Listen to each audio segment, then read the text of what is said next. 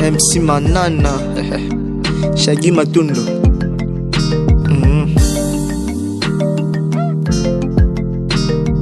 Purchase your tracks today. Bébé.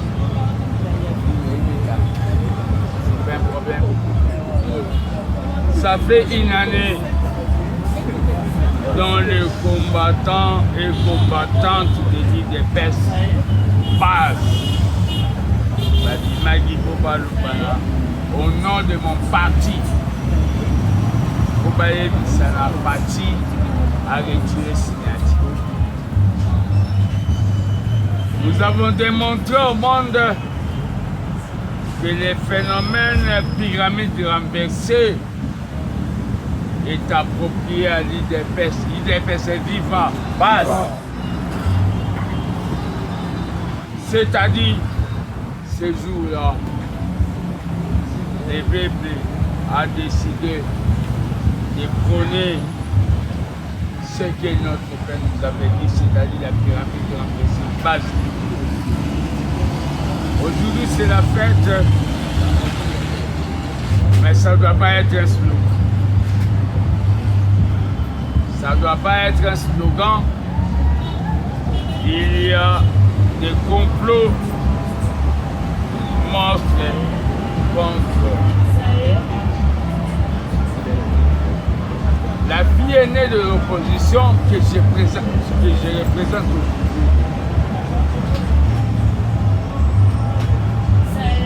Un moment où Moutaroboya a sa Nade IDPS au Babengi, au monde à Polo, Albert c'est le courant qui se dédiste, Nana Fatiste, Fatih Azatiste. Nous avons jugé bon de faire un point de presse. Il y a eu des complots contre le président en Genève. Et nous nous sommes réveillés un certain matin pour dire au président qu'il doit retirer sa signature. Et le président est Robert la Fatima.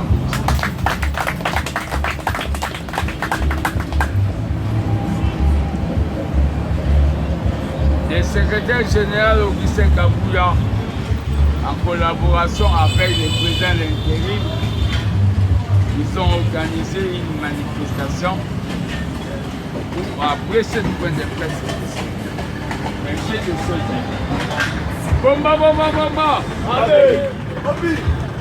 La base de l'idée. Nous avons eu des tortues. Nous avons eu des traumatismes.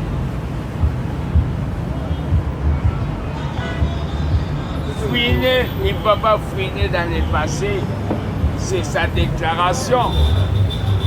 Je continue à dire ceci. Papa Obaïba Gizi Batanae na Kikaka Tiboa Kotsa na ferme. Alors que Zoli Batanae Debo Balou a fouiné. Fatih a démontré Robert la Fatima Moussa. C'est un joueur qui ne veut pas jouer avec tous les autres.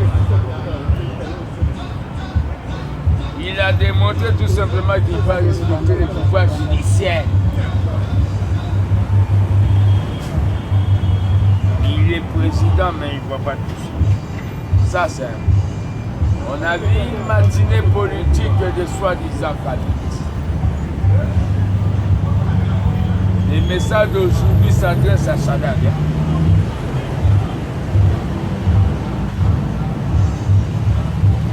Tu étais à l'IDPS, tu n'as rien fait. Tu es chez Kabila, il t'a donné 150 millions pour faire la campagne, tu n'as rien fait. Tu es un enfant. Ferme ta bouche.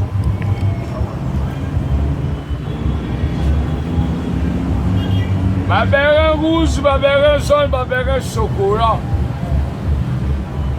Là, il y a des débats dans la salle, là, il y a des débats. Au Moutana. Nana tante ya osanga mibale. Le train est déjà parti.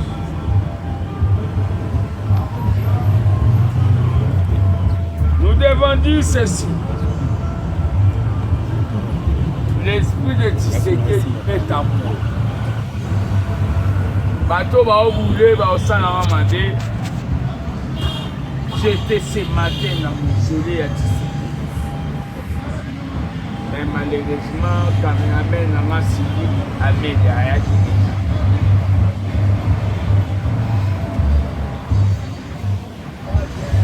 Nous allons commencer ce qu'on appelle une année oyo eza été ya biso. Eza toloba ba combattre 70% oza bandeko no ya miabi otia bana misala na place bango. Je vous dis, Fati va faire des mandats. Après Fati c'est danser. Nous allons commencer la caravane anticorruption à FP. L'industrialisation, c'est le développement du Congo. Voilà. Aux traites, à tous les gens qui sont en ligne de baisse, qu'on a corrompus pour mettre des pots de bananes à Fati. La base sereine. Je commence ce qu'on appelle la caravane des parlements. C'est moi qui tisserai la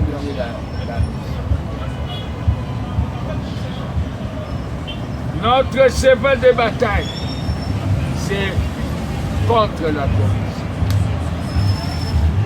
Je ne combats pas Kabila, on va lier à Oli. Je combats Kabila système.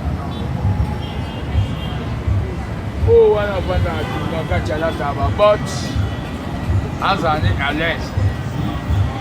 Combat dans les années nazistes. Il y a des kabilistes plus forts que Kabila, Kamal.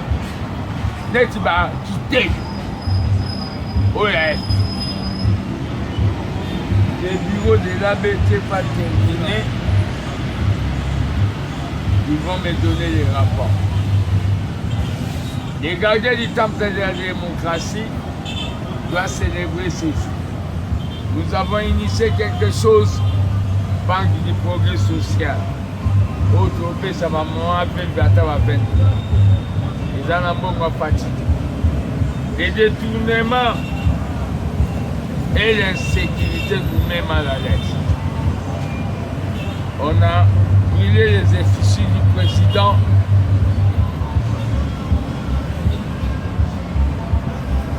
C'est Kabila qui a. Lelo na osenga la bino bozala boyo kasoba o changer ma. Lenga ya loba mariage ya simbati ba betanga. Ba betanga devant yo.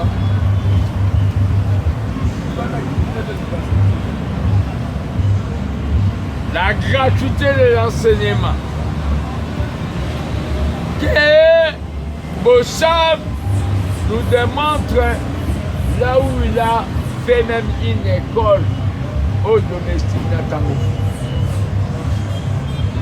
Et je déclare à partir d'aujourd'hui et je le officialise. À l'île des Besses, il y a un courant radical qu'on appelle l'armée des bâtisseurs.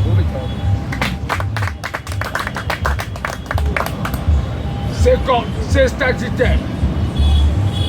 Si c'est la tika biso doyo. Ce courant peut accepter ce que Fati a dit, peut aussi refuser. L'armée des bâtisseurs qui se dit. On a malchance, on a des gens.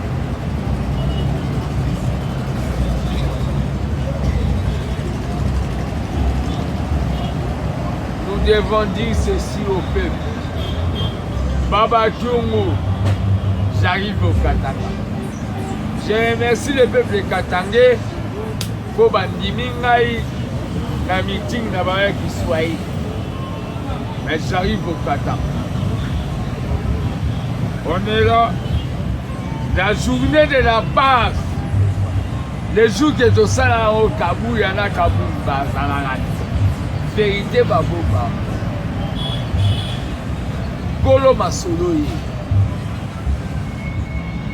Autant à des moments à l'autre, excusez pour moi. J'attends vos questions, je vous remercie. L'article 54 est là.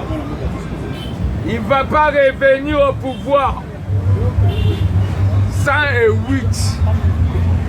Toziga la Constitution. Et les sénateurs à vie, n'épée. Ramna comment? Kabila yebi babo samba robo bisaka na papa. Yamone nazo yebi saba master na ya FCC. Ba owa. Mutanda. Papa Pitamba. Boye bake. Nga nazo bunda bobo zo poste ba vient ba mela bino trop. Poste révolutionnaire.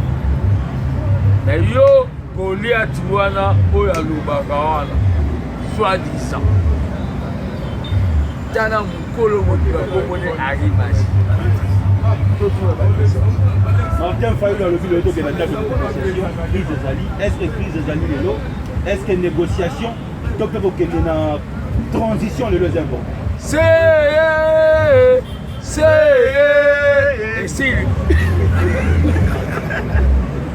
ah ayebisi mpe deuxième bwana seye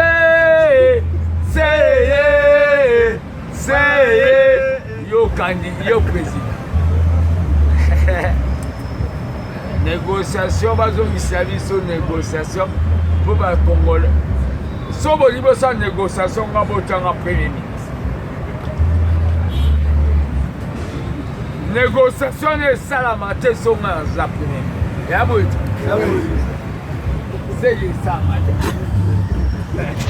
est-ce que la crise des alliés? Il n'y a pas de... Tant que on a réfugié à chef de l'État, Batumbi, il y a mon amboka. C'est Kabila. Nous sommes non violents. Nous sommes des non violents. Kabila, Tumbi et Fija Fati. A Tumbi et Fiji n'a pas ça veut dire crise des alliés, mon amboka. Crise des alliés. Kabila, on a sa manigas ici. Tous les gars, c'est ma question. Ah, Tachana, oui. Ma question. Après plusieurs voyages à chef de l'État dans les pays étrangers, mais tout le monde a toujours changement de si le plan est développement. Alors, il y a un voyage qui aboutir à quelque chose que on va investir. Non, 2 ans, on a besoin d'investisseurs dans le Mouka.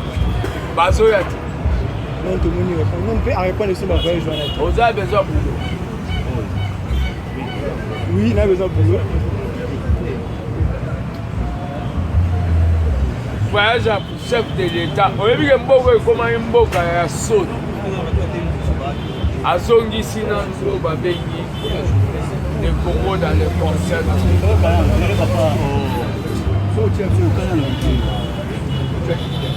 Oya obongisanga makambo na oyo azongisi oyo babengaki le Congo dans le concert c'est normal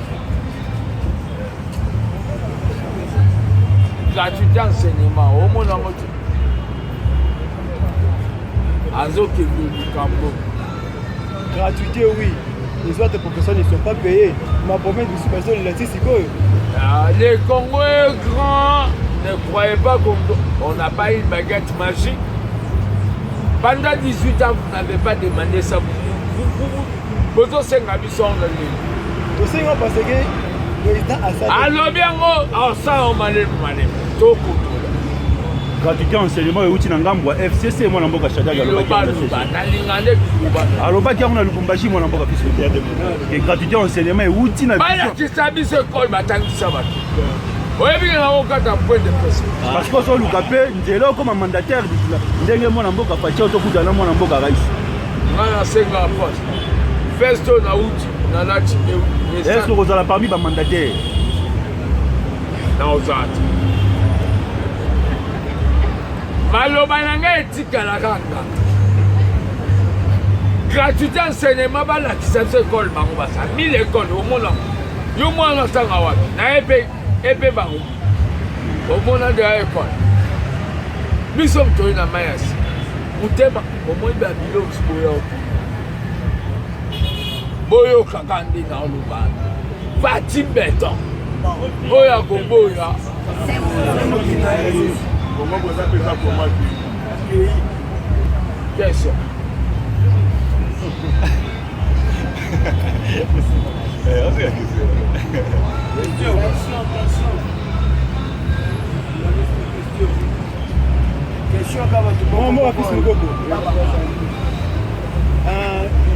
tozalaki bongo baministre oyo bauti kokende oyo babandi kozwa intérim tomonaki mwana moko Faci anomaki Gabriel Kiungu comme PCA Ejekami mais ministre wana azalaki apoyaki kozwa acte ya nomination wana et arrivé jusqu'aujourd'hui même si ministre oyo akoti oti lelo azaka acte wana te Ils ont exécuté super fort. jusqu'à quand Kalatu. mais kala te babikolo ezokende Olingo lobaki Kabila Ndabika. Conseil de rédaction. Ils allaient exécuter.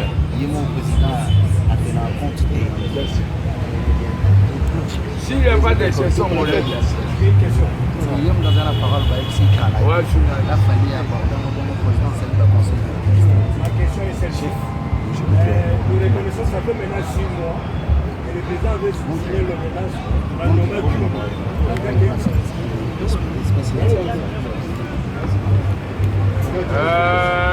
Bon, je donne la nuit.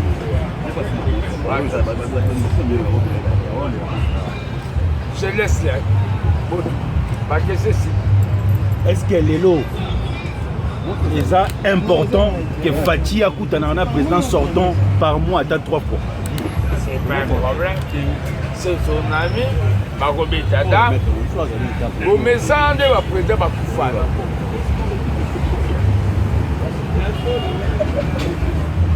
Na Kenya, ma président Kalabakutana Baotam. Lui, c'est mon secrétaire. D'ailleurs, Si Kabila va voir Faci, peut-être Milo Olibala Mageza Bietago n'est pas c'est ma maison. Merci beaucoup. en 2023, qui sera candidat? Faci. Alors, Caméré. Il a des ambitions politiques. Kamere, il doit déclarer sa candidature, mais il devait se préparer. Est-ce que je peux je ne vais pas arrêter les ambitions des gens. Merci, Action.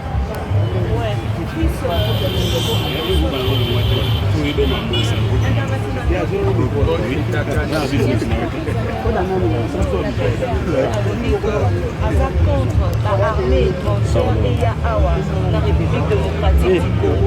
Est-ce que eza comédie? Ce qu'ils ont se répété plusieurs fois, à cause de décider en tant qu'autorité provinciale. Mais qui es-tu, monsieur? Tu as été dans un régime mafieux pendant 18 ans, tu n'as rien fait. Et les lots, vous ont porté atteinte à la personnalité, à l'individu Tshisekedi qui unit le Congo. Vous portez atteinte au Bimisi Manzaka pour la autorité provinciale. Na Kébési au la base. Kosenga te journal lelo ezali surtout célébrer yango lokola te tosengaki au démissionner lokola gouverneur ya Lualaba. J'ai dit. Le 12 novembre 2019, le 12 novembre 2018, et ça dit 1 an pour retrait la signature du chef de l'État. Si vous avez fait un message pour faire que le Congolais, et là, on va retenir la mouton à Bango. La dette, il y a l'élo. On a eu beaucoup de passeport. Baebaki bakoko sa peuple, baebaki bakoko sa peuple, toko lala toko kanisa base, tokolala tokokanisa mwana mboka nayebisa yo ke na mboka oyo bakolo mboka basala omoni mwa groupe moko ya bamafie bamiyibi ya Congo basaka bloc na Genève lelo Martin Fayulu Madidi Loboko oyo lelo bakoma kosenga ba dialogue. On va dialoguer parce qu'il y a eu quoi? Journée à l'élo pour une seule fois, la masse a eu raison. N'enge balobaka la masse a toujours eu tort et que la masse raison ils a la caté na web que pour une seule fois en République démocratique du Congo la masse a eu raison et c'est la masse de l'UDPS. Parce que le message que vous avez congolais, on va regarder au République la journée à l'UDPS. Les agents éveil patriotique, éveil à conscience patriotique. Peuple il faut pas à la éveiller. Peuple à Congo et ça peuple naïf. Et ça peuple au Congo et tiens tu sais qu'il y a ticket là bango mot d'ordre et puis bango prenez-vous en charge et ils se sont pris en charge le 12 novembre 2018 et aujourd'hui le Congo est sauvé. Aujourd'hui le Congo est sauvé. Moi dans mon cas, un problème. Si vous avez idée autour moi dans mon cas Martin Fayulu a sa présidente de la République par extérieur dit. Il a donné quelle idée? Pour nous sa pays la crise économique. Nous avons 18 mois, donc il y a la transition 18 mois, donc créer un conseil national. Il a été incapable d'abord de se préparer pour les élections présidentielles de 2018. Comment est-ce qu'il sera capable de proposer quelque chose de bien? Non, l'union fait la force, mais pas l'union. L'union fait la force avec Bato Bazangwa Mayel. L'union ne fait pas la force avec Fayulu Madidi Martin. C'est importuner la République. Au conseil, on dirige on Mayel ni. Mayel a bengisa bato avant élection a yebisi ba wabo que nous voter la machine à voter té. Bon mais ma papier au commune numéro 4 voter Madidi Fayulu Martin. Non, l'heure n'est plus aux aventures. L'heure est au travail. Martin Fayulu Madidi doit se concentrer le coup là opposant. À ça la opposition n'a qu'il attend son tour. Ceux qui balobi, on organise des trucs là dans des pays sérieux. Le Colombo cannabis pour sortir de la crise, mais il n'y a pas de crise. Pourquoi on doit organiser un éventuel dialogue pour coach Martin Fayulu Madidi, président et conseil, je ne comprends pas. Et puis, ce raison que moi Namboka Fati, on a vu mandat naé, Boy Longo Bani, Abenana, après 18 mois, Boba qui est dans l'élection, pour nous comme mon consul, pour Big Samboka, dans le compte na Goufa. Quel candidat? Non, on ne doit pas maltraiter les peuples jusqu'à ce niveau. Je crois que journée à l'élo, journée à éveil à conscience patriotique. Nous devons quand même arriver à mettre en avant premier plan les intérêts de la République. Les intérêts de la République, c'est lorsque nous nous mettons ensemble, on conçoit l'idée selon laquelle le bonheur est un bien suprême vers lequel tout le monde tend. Il doit être communautaire, partageable et transférable. Oh, au moins, Namboka Fati a matérialisé en nous. Vous comprenez? Il n'y a pas un éventuel, je ne donne pas un avis favorable. Voilà ma camouya, dialogue, na Martin Fayulu Madidi. Dialogue en yebisa, au côté il y a trois bateaux à mailler, on va participer à dialogue. Bazali.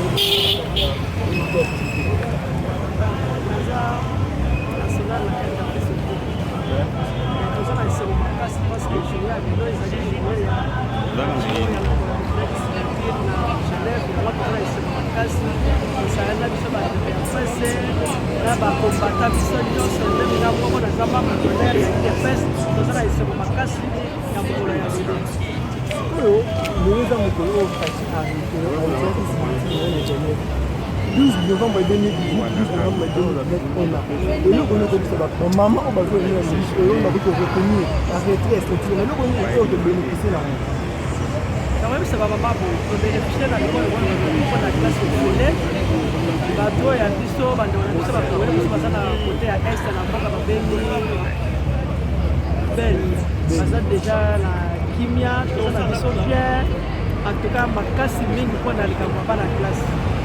Par rapport à la sécurité, j'ai les Canadiens compliqués. Il faut que les Canadiens, parce que là, on a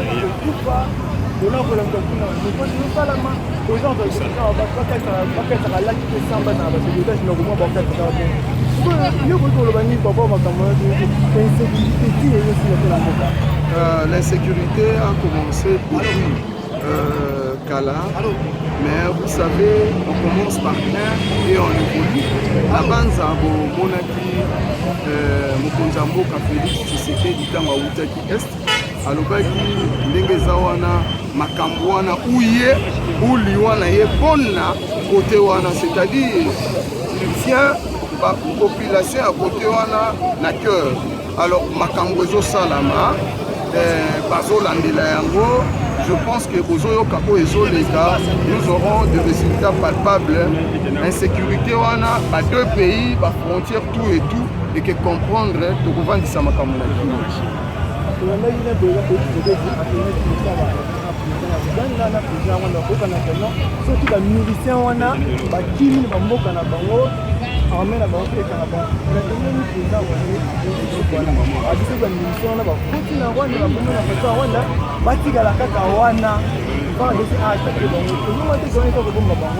wana eza makambo ya diplomatie, c'est purement politique. Je ne peux pas m'y mettre là-dessus, mais sauf que toyebi que finalité ya makambo wana nyonso, nous aurons la paix. Entre les 2 ou 3 pays voisins, nous aurons la paix. Parce que nous tous, na oyo président ya kuna, na oyo poto, na ba oyo nyonso ya frontière wana eloko eleki kimia ezate. Batu bavandaka malamu na kimia. Musuka suka tokozala na paix et le Congo ekopesa fleur nango ya kitoko voilà.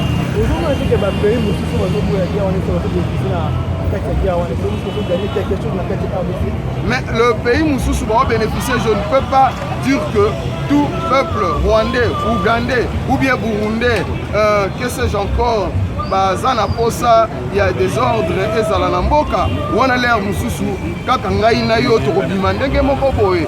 Tout ce pays, le peuple n'y est à côté, on a Bazana, droit et paix. Mais, et ça, ma cambouya politique, nous trouverons toutefois une solution. Nabanza Mikolo Zoya Fachi est en train de travailler avec les autres présidents au Baza. Baninga nae Tokozwa Kimia la kati ya mboka voilà.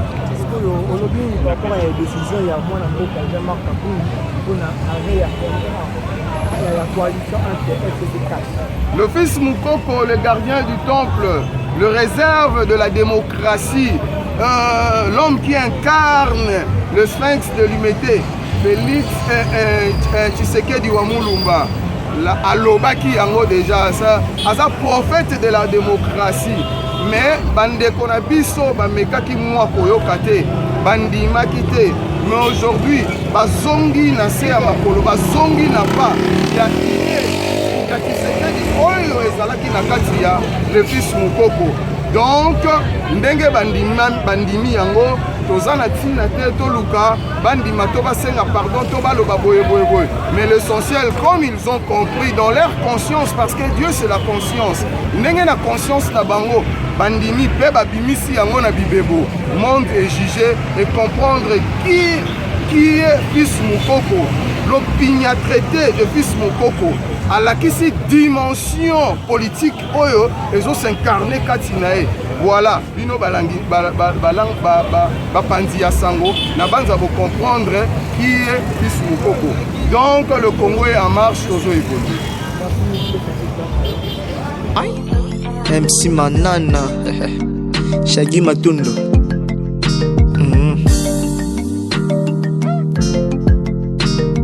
Purchase your tracks today.